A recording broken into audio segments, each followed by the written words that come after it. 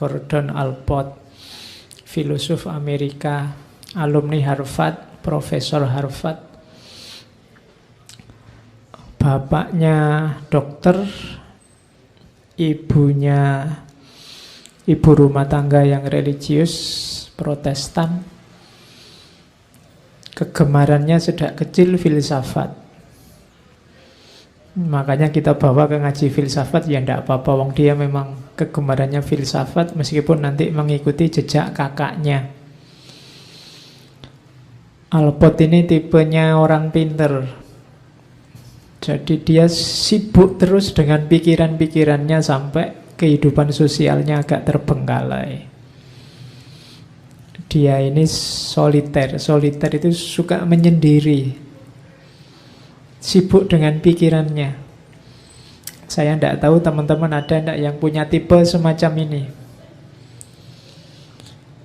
Orang semacam ini biasanya nanti tangguh di bidang keilmuan. Meskipun ada risikonya juga, kadang agak jauh dari dunia ramai. Kamu menyebutnya kadang tidak gaul. Kalau hari ini mungkin jarang ya. Kamu sibukmu paling sama HP-mu. Baru pinter sedikit, cepat-cepat pengen posting. Baru ngerti apa sedikit, cepat-cepat pengen posting. Pengen pamer sama temanmu bahwa kamu paham sesuatu. Kadang-kadang ya kamu tidak paham, cuma kok ini kelihatannya bagus ya, terus kamu ikut-ikutan nge-share. Sibuk terus kita di situ. Kita kekurangan pemberdayaan diri. Kalau individu-individu itu masing-masing dirinya tidak berdaya, ya peradaban kita juga tidak akan kuat. Karena kekuatan peradaban itu ditentukan oleh kekuatan individu-individunya.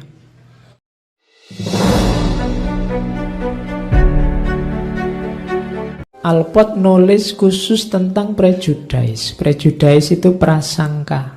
Prasangka itu orang menilai dulu sebelum ngerti aslinya, itu prejudice. Katanya Allport, manusia hari ini hidupnya banyak diwarnai oleh prejudice. Prasangka. Itu kalimat-kalimat yang saya potong dari bukunya tentang prejudice. Yang pertama dia cerita, there is a story of an Oxford student who once remarked, I despise all Americans but have never met one I didn't like.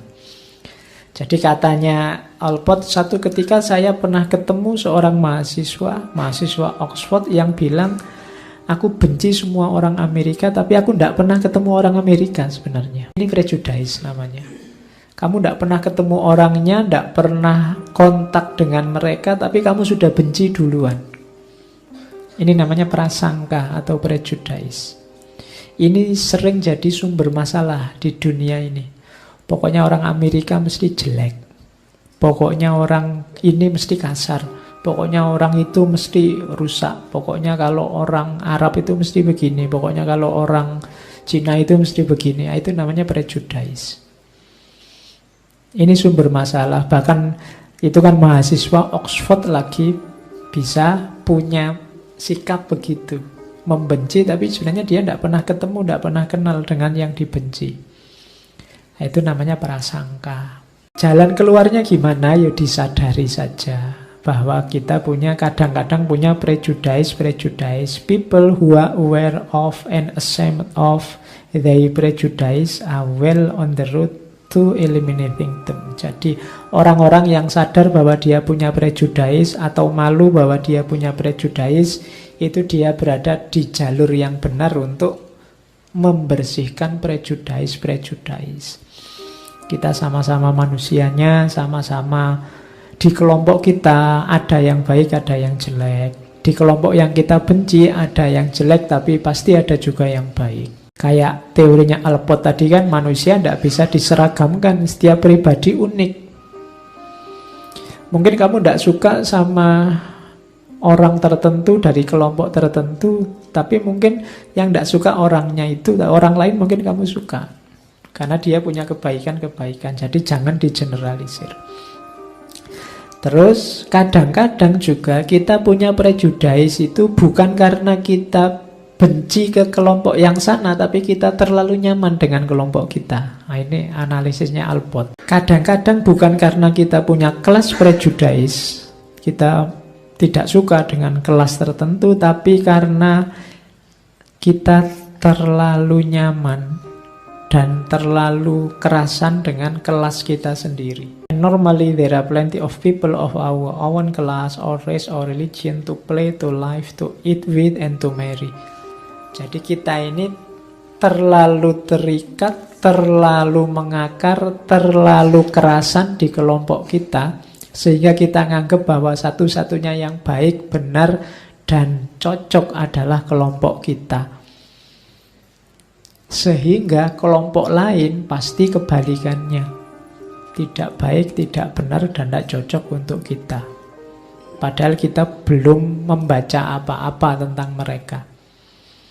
Ini juga jenis prejudice, cuma awalnya sebenarnya bukan karena kebencian pada mereka, tapi kita terlalu kerasan di kelompok kita. Kita terlalu merasa benar di kita. Sehingga kita tanpa harus membaca mereka, terus kita simpulkan saja bahwa yang baik di kita berarti yang di mereka jelek. Hati-hati katanya Alport, many studies, banyak kajian menemukan bahwa ada hubungan dekat antara prejudice dan patriotisme dalam tanda petik. Orang itu kalau sudah masuk isme itu kan biasanya sudah terkotak. Kenapa? Katanya extreme bigots are almost always super patriot. Jadi bigot itu ya kelompok-kelompok radikal, kelompok-kelompok keras yang ekstrim itu biasanya super patriot. Sangat militan kalau pakai bahasamu. Dari mana militansi itu dibangun? Dari prejudice. Dari prasangka-prasangka. Jadi dari anggapan-anggapan negatif pada yang mereka anggap musuh. Jadi maka ada hubungan dekat antara prejudice dan patriotisme. Ini perlu dibahas luas dan mendalam pandangannya Alport tentang prejudice ini. Dia nulis satu buku khusus tentang itu. Hari ini kita hidup di tengah prasangka-prasangka. Wadahnya kita sebut hoax.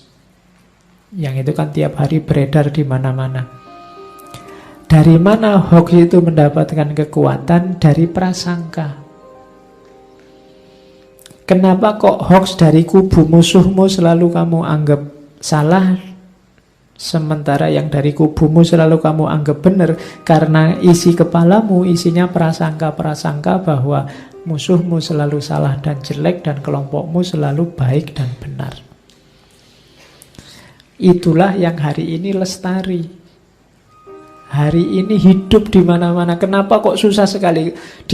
Padahal postingan sudah banyak, nasihat sudah banyak, tips dan trik sudah banyak mengatasi hoax. Yang pertama, ceklah sumber aslinya. Yang kedua, sampai macam-macam itu teori banyak. Kok tidak sukses semua? Kenapa? Karena isi kepala kita sebenarnya tidak penting tekniknya. Yang penting apa? Prejudice-nya. Selama prejudice ini belum hilang, ya tetap hoax itu akan hidup. Meskipun bohong, tapi kalau tentang kelompok mereka dan itu jelek, kamu anggap percaya, kamu anggap baik. Itu loh. Jadi itu yang masalah kita hari ini. Ternyata akarnya ada di prasangka-prasangka negatif yang ada di kepala kita tentang kelompok lain dan prasangka pasti baiknya kelompok kita. Sehingga berita bohong seperti apapun kalau mendukung prasangka ini kita ikuti. Itulah sebenarnya penyakit kita hari ini. Meskipun di mana-mana orang sekarang sudah ngasih caranya biar tidak tertipu hoax. Tidak masalah ada hoax Pak, yang penting ngomong jelek tentang sana bagi saya sah-sah saja. Itu karena kepalamu sudah penuh dengan prasangka. Pelan-pelan mulai sekarang ayo latihan membersihkan diri dari prasangka. Kalau memang belum paham tentang kelompok tertentu, bilang saja belum paham. Karena belum paham, maka belum punya hak untuk menghakimi dan mengevaluasi. Kan itu lebih enak. Kalau semua orang punya kesadaran ini, nanti situasi mungkin nggak terlalu panas seperti hari ini. Kamu nggak usah ikut-ikutan nambah masalah. Masalah kita sudah banyak, kan gitu. Rumusnya nanti dibaca di bukunya Allport tentang prejudice. Hidup ini perlu tertawa. Makanya Allport dikenal juga punya konsep-konsep teori tentang humor, tertawa. Katanya Allport, so many things in life, banyak sekali keruwetan, kekacauan dalam hidup kita yang ultimately hopeless. Kalau dipikir-pikir, tidak ada jalan keluarnya.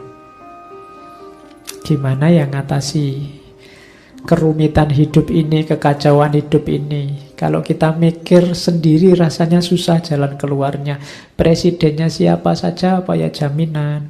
Itu kan kamu mikir, bingung nasib kita nanti gimana. Katanya Allport, that we have no appropriate sword other than laughter. Dan sebenarnya kita tahu bahwa kita tidak punya senjata apapun untuk menyelesaikannya selain tertawa. Jadi tertawalah, bahagialah, gembiralah, tidak masalah. Memang ada masalah, memang ada kerumitan, memang ada keruwetan hidup kita ini, tapi masih sangat banyak hal untuk digembirakan. Jadi gembiralah. Jangan lihat bagian sumpeknya saja.